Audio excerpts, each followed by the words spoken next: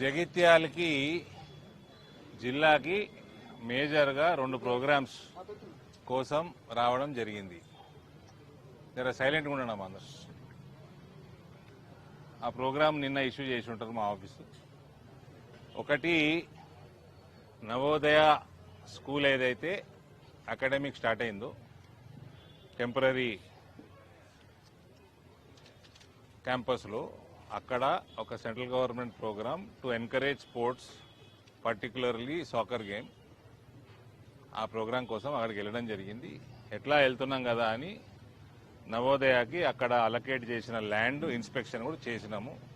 బ్రహ్మాండమైన ఎన్ని ఎకరాలు అది? మొత్తం 23 ఎకరాలు. మంచి షేప్లో ఉంది. దీనికి నేను రేవంత్ని కలిసిన, రిక్వెస్ట్ చేసుకున్నా. ఈ నవోదయకి, నిజామాబాద్ జిల్లా నవోదయకి మన పార్లమెంట్లో 2 తెచ్చుకున్నాం అప్పుడు మనం లాస్ట్ ఇయర్. చేస్తే ఇక్కడ అయింది, అక్కడ నిజామాబాద్లో కూడా అలొకేషన్ అయింది. అది పోయి కాంగ్రెస్ సీఎం తోటి బీజేపీ ఎంపీ పోయి మాట్లాడుకున్నాడు.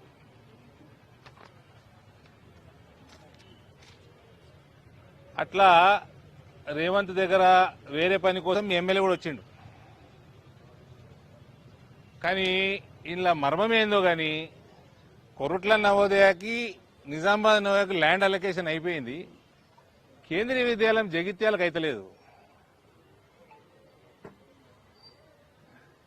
అది ఏదో మర్మం. మేము స్ట్రేట్ ఫార్వర్డ్ పాలిటిక్స్ చేసేవాళ్ళము.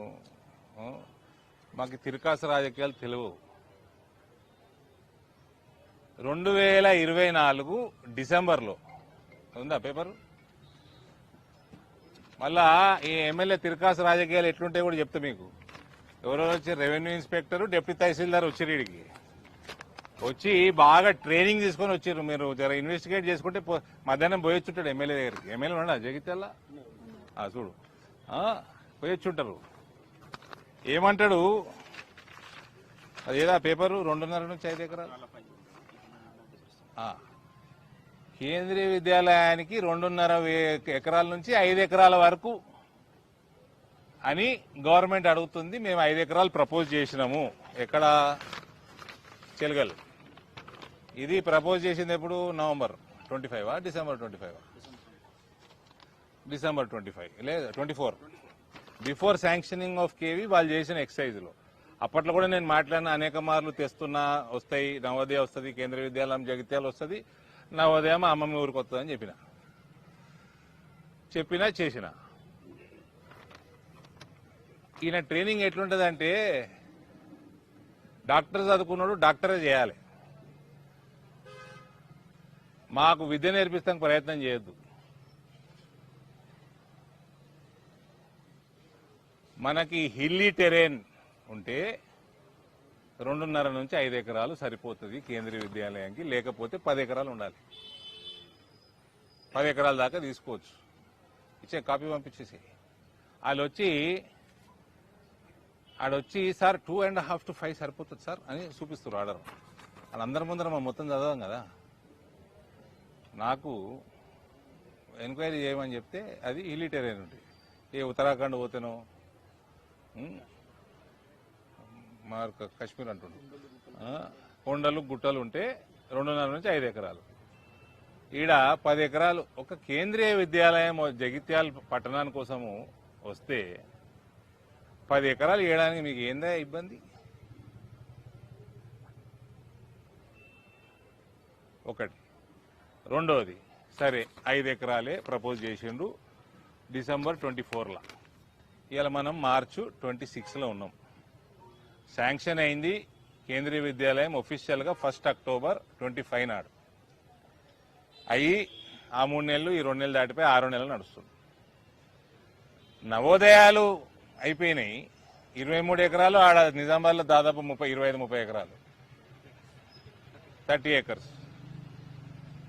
ఈడ 10 ఎకరాలు ఇవ్వడానికి ఎందుకు లేట్ అవుతుంది అంటే, ఆయనకి ఇంట్రెస్ట్ లేదు. ఆయనకి ఏదో డబుల్ బెడ్రూమ్లు కట్టుకున్నాడు ఊరవతల. ఆడ ఆయన ఊరా? అది ఆయన ఊరా? సొంత ఊరు. ఆయన పొలాలు ఉన్నట్టున్నాయి. ఆయనకు సంబంధించిన వ్యాపారాలు ఉన్నాయి, క్రషర్ గీషర్లు ఉన్నట్టున్నాయి. అక్కడ పెట్టాలని ఆయనకు ఆశ. అది నేను ఒప్పుకుంటానా అండి? అది ఒప్పుకుంటానా? ఈయన టీఆర్ఎస్ ఈయన ముఖ్యమంత్రియే నన్ను మేనేజ్ చేయలేకపోయాడు. అప్పటి ముఖ్యమంత్రి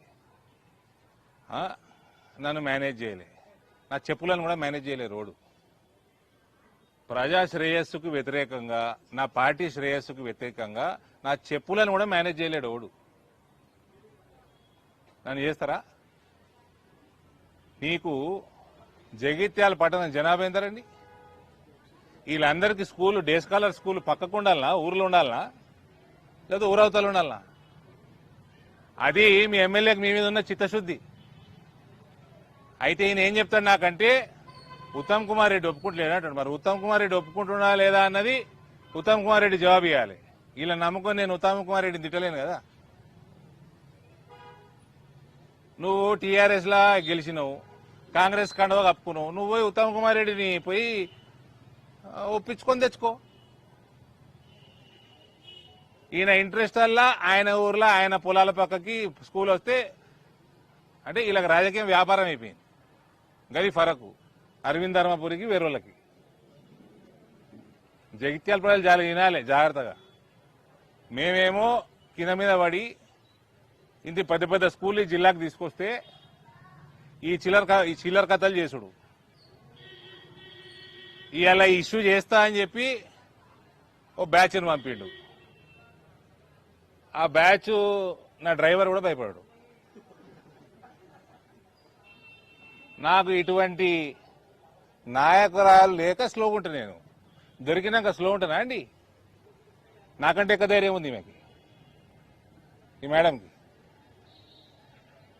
అవునా ఎమ్మెల్యే, నీకెవరన్నా బ్యాచ్ మా దాంట్లో నీకెవరన్నా పిల్లగాడు నచ్చితే, పిల్లగాడు నచ్చితే నువ్వు నీ పార్టీలో జాయిన్ చేసుకో. అక్కడ ఉండి ఈడ ఫండింగ్ చేయకు. అది నడవదు, నా కింద నడవది. కోబట్ రాజకీయాలు నా దగ్గర నడయి. నిజామాబాద్ జిల్లాలో ఎన్నడో బందేని. ఇక్కడ ఇట్లాంటి నాయకులు దొరికినాక నేను ఆగుతానా? ఎక్కడక్కడ కోసేస్తా. ఇటువంటి వాళ్ళు చేయబట్టి తెలంగాణలో ప్రభుత్వం వస్తలేదు, ఇటువంటి కోవట్లు చేయబట్టి.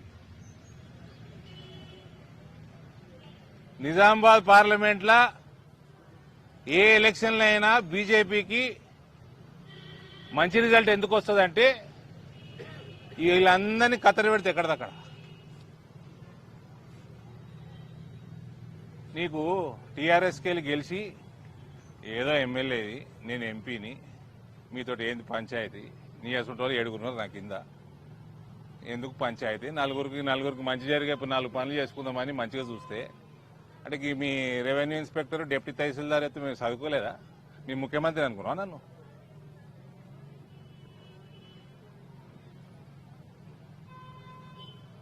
నీకు ఈ మేడం చూసి నేర్చుకోవా.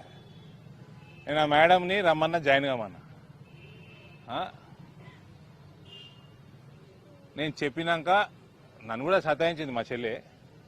సతాయించి 3-4 నెలలు ఆలోచన చేసి, 6 నెలలు ఆలోచన చేసి, ఏ రోజైతే నిర్ణయం చేసుకుందో భారతీయ జనతా పార్టీ కండువ కప్పుకోవాలన్నప్పుడు రాజీనామా చేసింది. 2 సంవత్సరాల పైన ఉండేనా మీకు టెన్యూర్? 2 సంవత్సరాల టెన్యూర్ ఉండగా రాజీనామా చేసి వచ్చింది. నీకు కాంగ్రెస్లోకి ఉంటే రాజీనామా చేసిపోనుంటి. మహిళను చూసుకొని నేర్చుకోయా. ఆయన పోన్లే పాపం ఏదో ఒకటి జగిత్యాలకి బాగు జరుగుతుంది ఎందుకు పేచీలు అనుకుంటే, ఈ కోవటు రాజకీయాలు ఇవన్నీ ఎవరికి చూపిస్తున్నారు ఆయన?